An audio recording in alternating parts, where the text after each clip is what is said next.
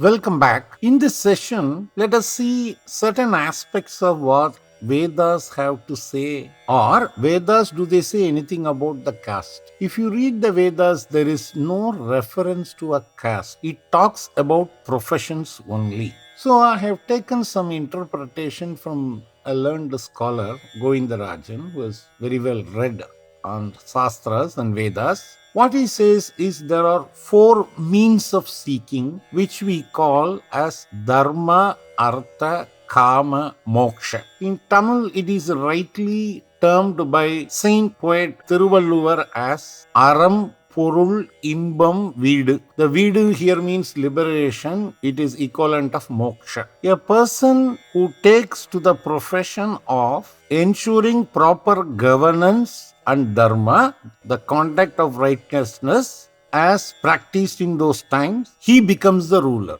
That is a Kshatriya. The person who seeks wealth, Artha, becomes a Vaishya. The person who is more attached to his physical needs doesn't bother about his spiritual well-being would be normally termed as Shudra, and this word is very badly used. By the standard, if somebody is not interested in any spiritual development, does not believe in God, there are certain conditions given as various points of time for this definition, and it gets loosely used, which is saddening. The person who is looking at moksha or the Brahmins, it is not that he has attained moksha, but to attain moksha, he chooses a path by which he should renounce everything. So in good old Vedic days, if you really see, the Brahmins used to live on alms. As kings came in, they didn't want this. They wanted Brahmins to perform yagas, yajnas and pujas for the welfare of the people. So they gave them land, gave him enough supply of men and other material. So there was totally a change in the Varna. But if you read our history or about the life of the sages, people have moved in from one Varna to the other if he had the capabilities. We saw the example of how Valmiki, right being a thief, he became a great saint. About Vishwamitra or Sage Vyasa. There are many examples like this. There is no reference to caste as such, but as profession. There was a time in which people would identify themselves with the profession they follow and they live together, and this classification of their profession became caste in a refined manner. A person can choose to move from one profession to another profession if he shows the necessary skills and attitude. What is quite important is, if a person chooses a Varna or a class, he has to follow the Dharma as per the Varna. A king would anytime, a Kshatriya would anytime give up his life for the welfare of his people, or if he has committed any act of injustice to anybody. So we come across certain historical reference that a Chola king's son, the prince, rashly drove his chariot and killed a calf. The cow came and rang the bell. There will be a bell in good old times. Anybody who has a grievance can come and ring the bell of the king's palace, and it would be addressed immediately, right? You need not have to give any code, identify yourself. It is not like modern call center. The king found out that the cow is just ringing the bell. He found out what has happened, and he killed his son by running a chariot over him. It is his own son. The lesson that, or the value by which the Chola king was brought up is, just by being a Kshatriya or a king, you cannot commit injustice on any other life. You have no right to take another life. That too because of either because of arrogance or because of your carelessness. That is the kind of standards that were followed by the Kshatriyas. A similar story goes that in the Tamil epic of Silappatikaram, Kannaki asks for justice. In front of a Pandya king, she breaks open her what we call silambu, which is worn in the legs. As it broke, the king immediately realized the wrong man has been implicated. Kannaki's husband Kovalan was executed. He was killed as a punishment meted out by the king. The king, as soon as he realized that he had made a mistake, he says, "Oh, that guy is not the thief. I am the thief." And he gives up his life immediately. So, when people talk about standards, the kind of standards that one had to maintain for proper governance is something very high. So, the topmost job that needs to be done for the welfare of any country is that of a Kshatriya. If the governance and the economy is maintained well, there is a proper law and order and safety of the citizens, welfare of the citizens, then business can flourish. That means the Vaishyas will happily settle in that country and increase the level of economic activity in terms of trade and commerce. Then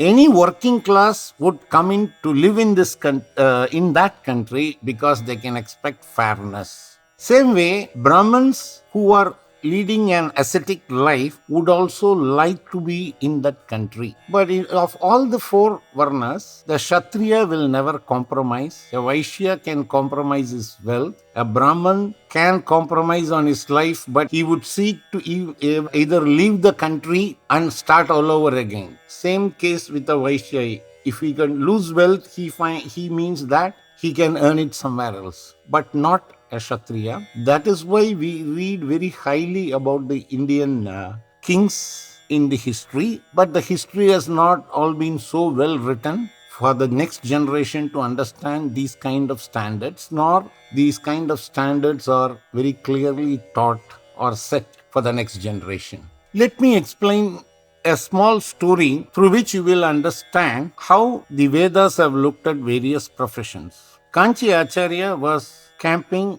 in a village. Nearby, there was a potter who made various items of pottery, including a pot for storage of drinking water. He brought all those items that he had baked very fresh from his pottery to the Swami, and he presented and wanted Swamigal to accept all these as a gift for the use for the Kanchi mat in that camp. Then immediately Kanchi Periyava asked some of the students to come in and recite Rudram. Start with the 4th chapter. As they were chanting, they came to a line, Kulalepya Karmare Pechavonam. That part he asked them to stop. And he asked them, do you know what is the meaning? The students were silenced. And now Swamiji explained, Kulalepya, the word Kulala means a potter. Karma Repe, the word normally comes for smith. It could be a goldsmith or it could be various type of what we call of asaris in Tamil. So he says, here is a man who has come to gift. This potter is also of Rudra Rupa. A manifestation of the life of Shiva is in him. This is what he said to the happiness of everybody. Not only that, he accepted the gift and made the potter very happy by giving him a prasad. Now,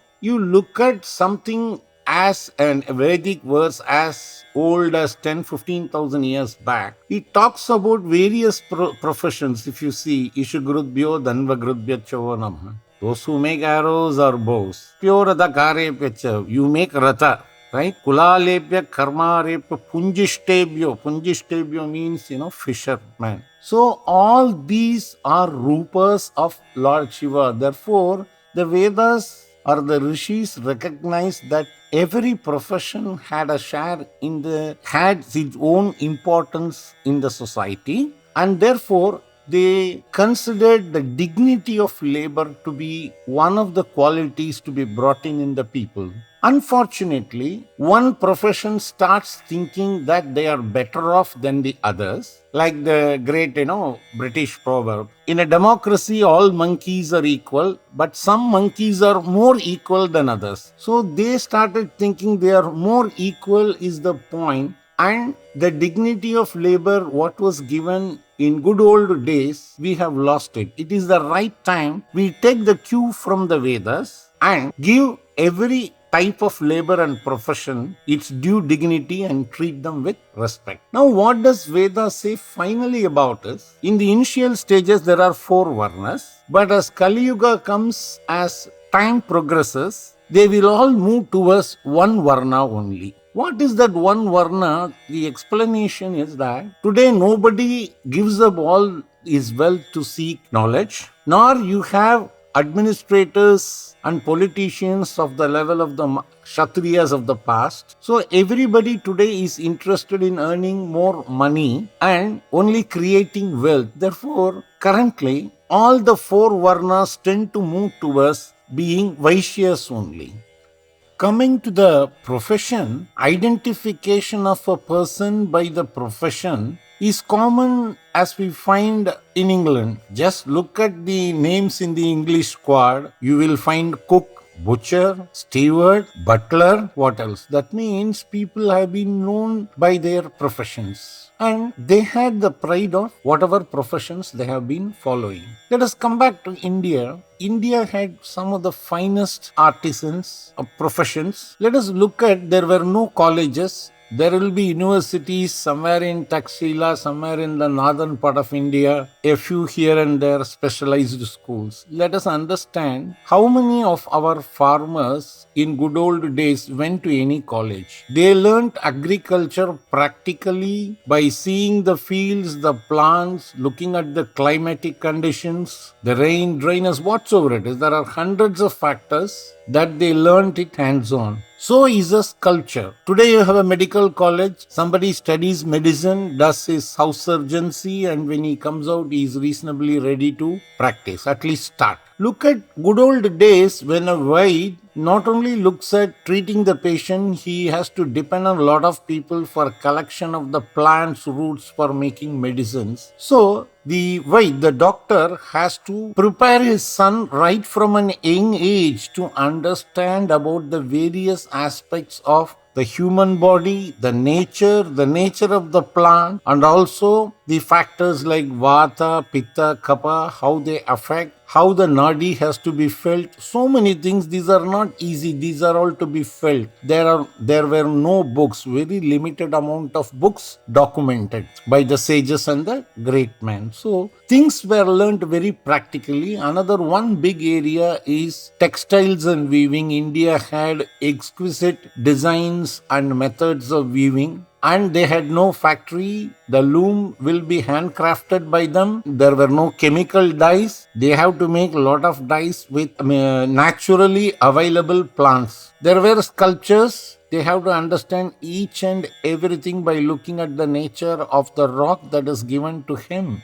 Imagine, each and every profession in India was practiced that one starts at an young age. He has to be highly involved in the nature of the job that he is doing. All the products, plants, pieces of nature or articles of nature that he comes across, how he has to use them. As he uses them, he realizes the intricacy of each and every part of his work. So, being in a profession and becoming an expert in that area required a lot of dedication in good old days, and that had the right recognition, and every profession had its right share of recognition in the society. I think we should respect that.